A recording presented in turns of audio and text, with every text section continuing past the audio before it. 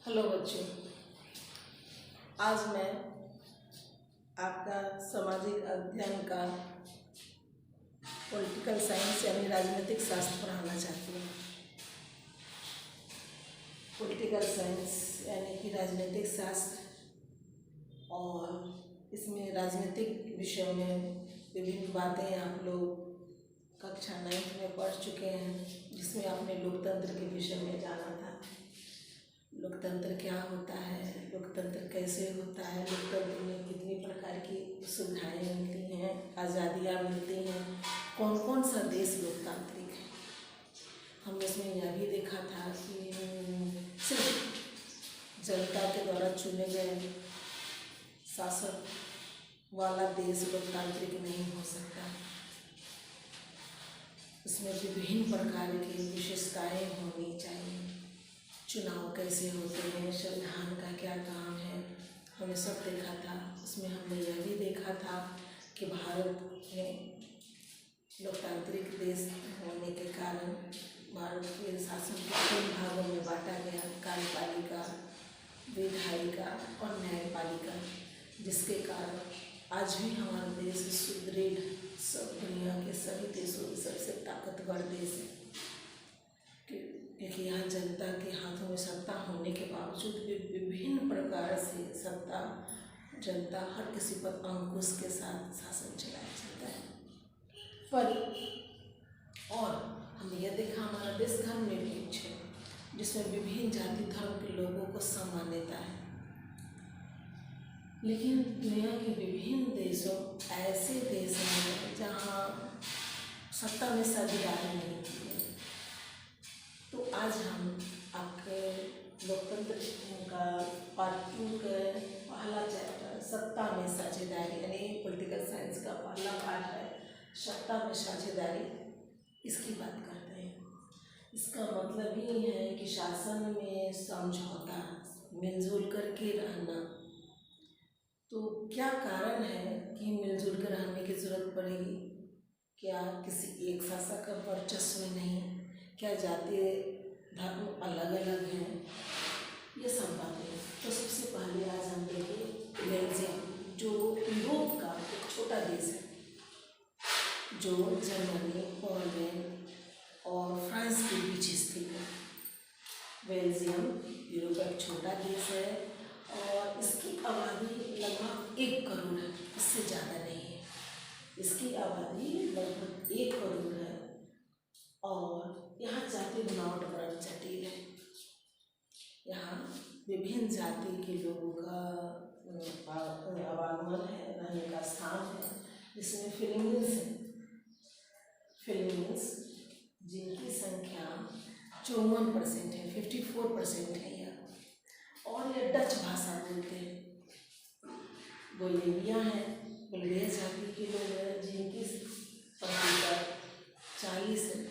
40% लोग बेल्जियम में रहते हैं और इनकी भाषा फ्रेंच है। और अन्य और भी जातियों के लोग हैं जिनका परसेंटेज 1 है और यह जर्मनी भाषा बोलते हैं।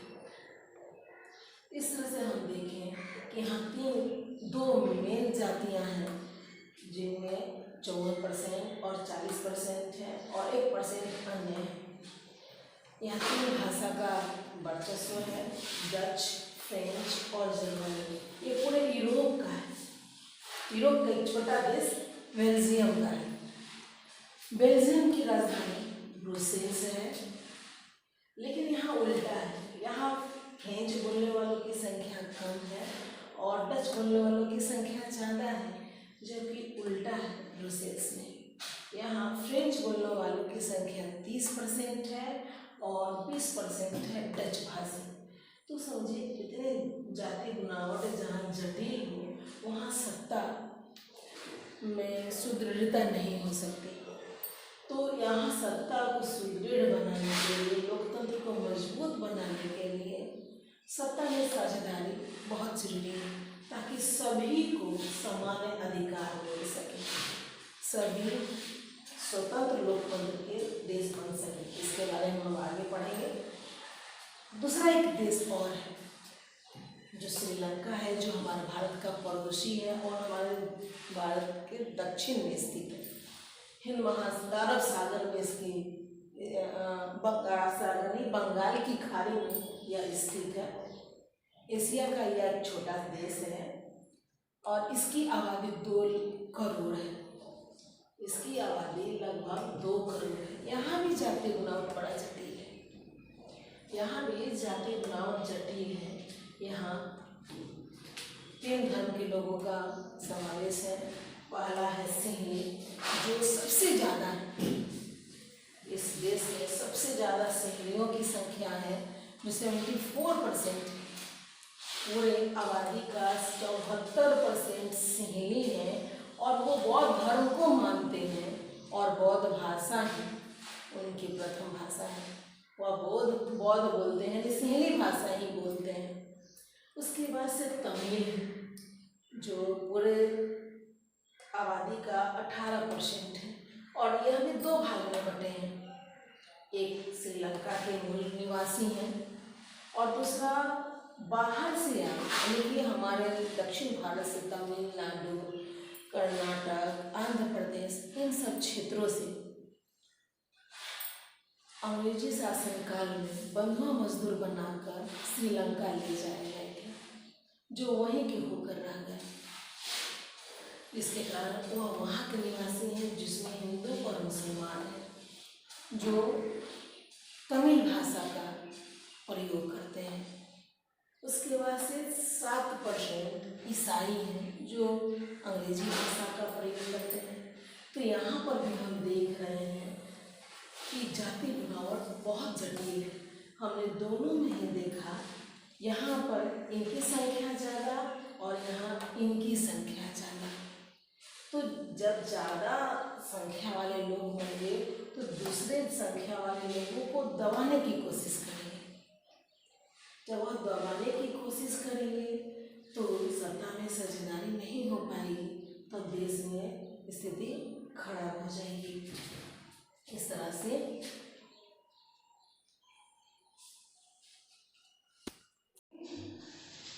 इस प्रकार हमने 2 देश श्रीलंका और बेल्जियम के विषय में पढ़ा।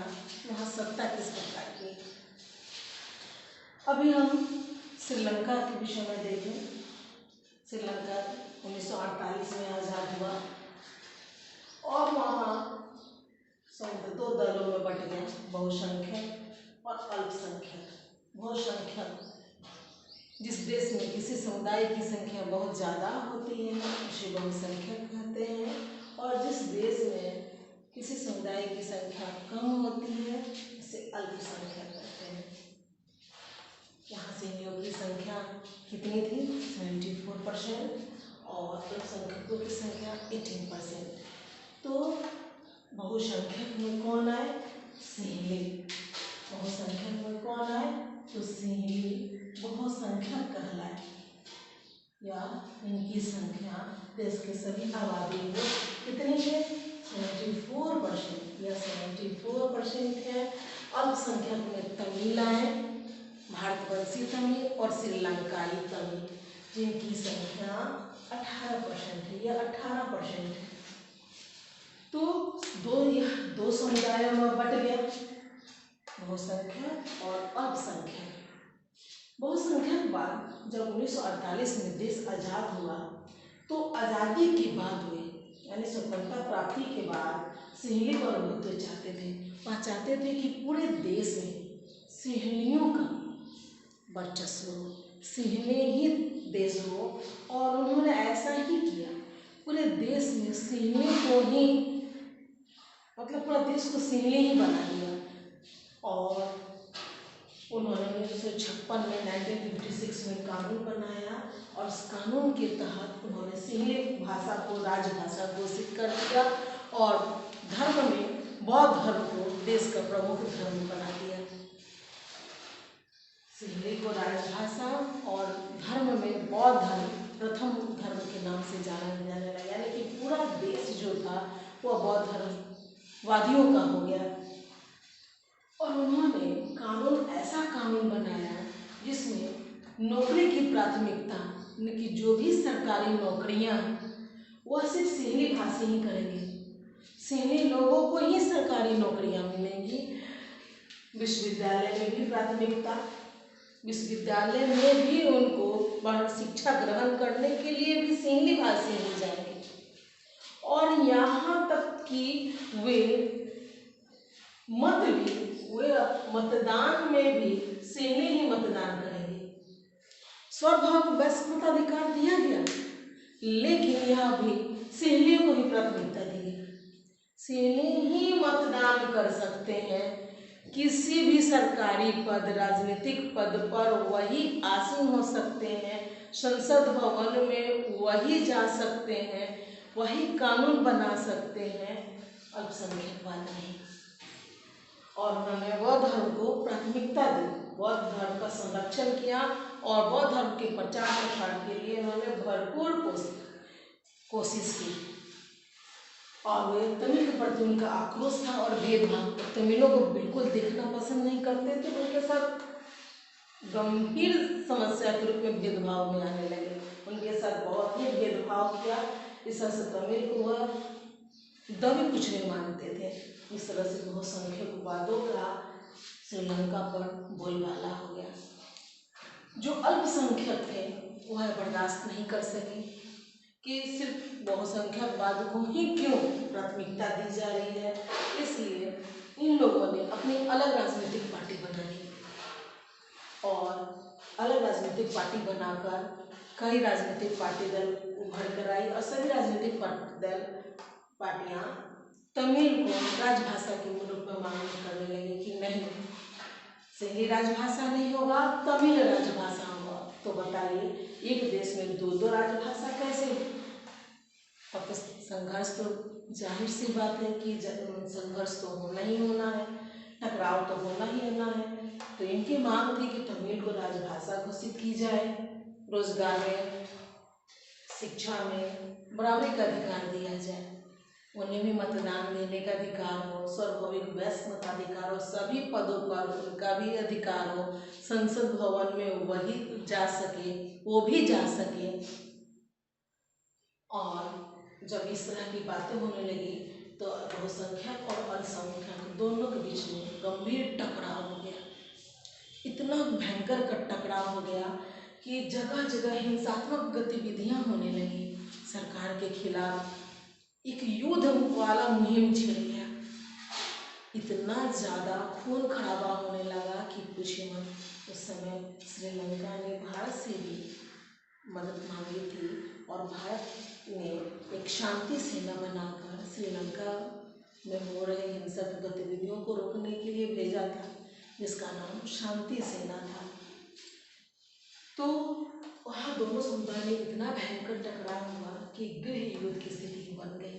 गृह युद्ध यानी किसी मुल्क में सरकार विरोधी समूह की हिंसक लड़ाई ऐसा रूप ले ले कि वह युद्ध सा लगे, उसे ही हम गृह युद्ध कहते हैं। क्या?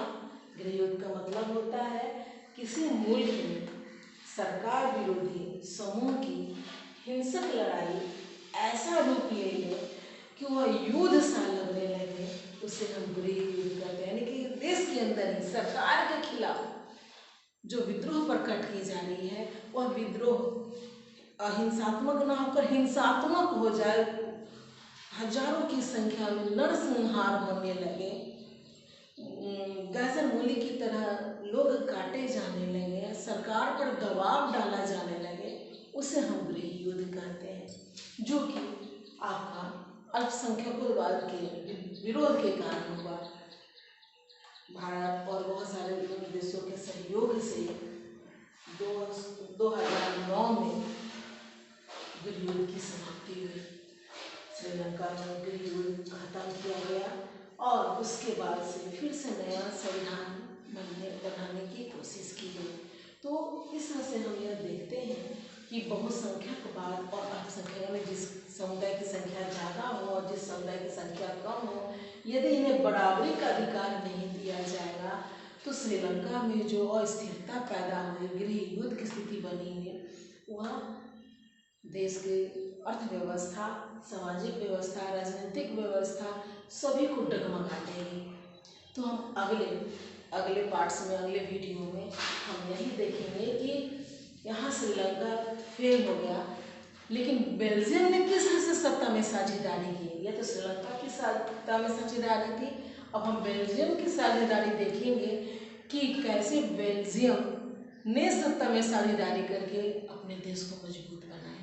धन्यवाद।